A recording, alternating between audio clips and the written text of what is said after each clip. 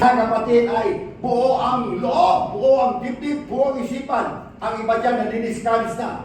Ang iba dyan lupay-pay na, mga kapatid. Praise God. Ang iba dyan tinutulungan lang basahin ng tubig, bigyan ng tubig para makainom. Kasi iba dyan lataan na, lupay-pay na. Praise God. We have not the same request, for I know we have different needs. Hindi po magkapareho yung ating kahilingan sa Panginoon. Amen. Hallelujah. Sapagkat mayroon tayong iba-ibang pangangailangan. Ako, ibang pangangailangan ko. Asawa ko, ibang pangangailangan ng asawa ko. Praise God. Nila, iba ang kanyang pangangailangan. Kaya hindi kami pwede magpareho ng request. Let your request be made known unto God. Praise God. Nila, nangangailangan. Gusto ng Diyos ay kayo nagre-response. Gusto ng Diyos ay kayo nagre-respond. Hati sa Kanya. Gusto ng Diyos ay sumasayaw ka sa kanyang harapan.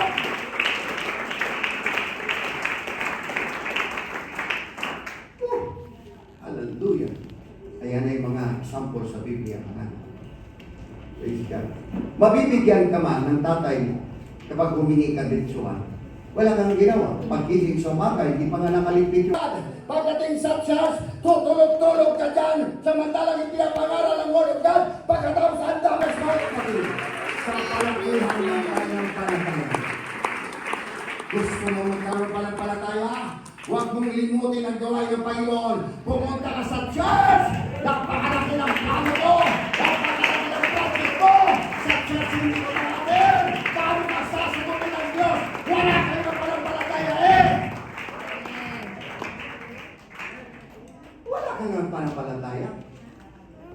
Tapos ang laki-laki ng mga project mo, laki-laki ng mga prayer request mo. Paano sasagutin ng Diyos yan? Let Him ask in faith. Doon tayo sa pag-ibig. Praise God. Gigisingin ko kayo. Okay. Huwag kayo basta-basta magbibigay ng request kung wala nila kayo panampalataya. Tamad kayo mag-ins kaway ng Panginoon. Dahil ang panampalataya, nagmumula po sa pakikinig ng salita ng Diyos. Hindi po doon sa bahay lang. Hindi po sa mga kwentuhan lamang. Hindi po doon sa trabaho. Dito! Sa church! Na may mga harap ng Word of God. Dito mo po yung panampalataya. Dito mo palagi yung panampalataya. Kaya sabi ni Pablo, huwag pababayaan ang ating pagkakatipon. Na tulad ng mga iba na baliwala lang sa kanila. Okay kung magsimba, okay rin na hindi. Tinamaan kayo ng lintik.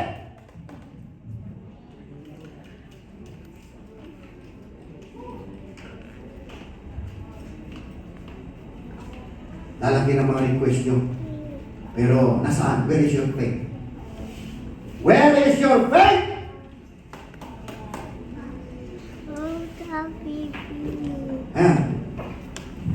Let him ask in faith na walang pag-alinlangan. Apostoles, ang hinahanap lagi ng Diyos ng panampalataya. Where is your faith? Oh, kayong katiting ang panampalataya. Dahil mga apostoles yan, lagi niyang binabagit ang ganyan. Yung magkaroon ng alon sa dagat, nakatulog sila. Sinaway ng Panginoon yung bagyo, yung unos, yung alon. Sabi ng Panginoon sa kalan, nasaan ang iyong panampalataya? Panampalataya hinahanap ng Panginoon. Mayroon kang problema, lalo malulunod ka na, mamatay ka na. Praise God. Tangalan mo, panampalataya mo. Tumawag ka sa Panginoon, mga kapatid. Praise God, hallelujah. Gamitin mo yan. Pinakasyan mo yan, mga kapatid ko. Saan tayo namumuhay? Hindi sa pastor, hindi sa mga opisyal. Live by faith, walk by faith.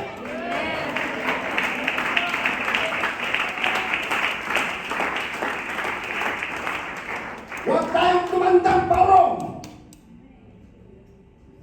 Tumanda tayong pasulong.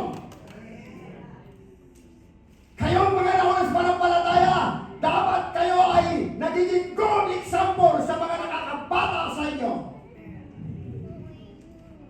Pero hindi. Ang iba sa inyo, wala. Markado na nga kayo. Iba, minsan, markado sa mga kabataan dyan. Pagkatapos, ang lakas yun ng request. Ang dami ng request sa Panginoon. Ang dami ng mga malaking plano niyo sa buhay. Hindi mag-materialize. Bakit? Kasi mga kapatid, panampalataya ang hinahanap ng Diyos. Pag wala ka niyan, tulad ka ng alon, double-minded. Huwag kang mag-isip na aangkat ka ng anong bagay mula sa patawarin tayo ng Panginoon, mga kapatid. Sa dami natin mga sinasabi sa Panginoon. Pero pag hinanap sa atin ng Diyos, yung dokumento, magpapatunay para tutugunin ka ng Diyos, nasaan ang dokumento? Wala namang pagkakaibayan sa mga galing sa pier ng mga pinapa ng mga pagkahe.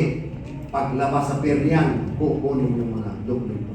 Kaupo lang mga pier para hahanapin ng Diyos ang dokumento. Hingi ka ng sasakyan. Hingi ka ng bahay. Dadalhin mo sa pangalan ni Jesus. Praise God. I want candy. Sabi ko, makita niyan sa mukha pala ng mga member ko. Hindi nyo kaya tisurin. Pastor nagtitisor, pero yung mga member hindi kaya tisurin. Happy Sunday! Daddy. Bye-bye! Blow a kiss! Blow a kiss! No. You're more than enough. I'm walking in your freedom now. Covered by your grace, witnessing your healing.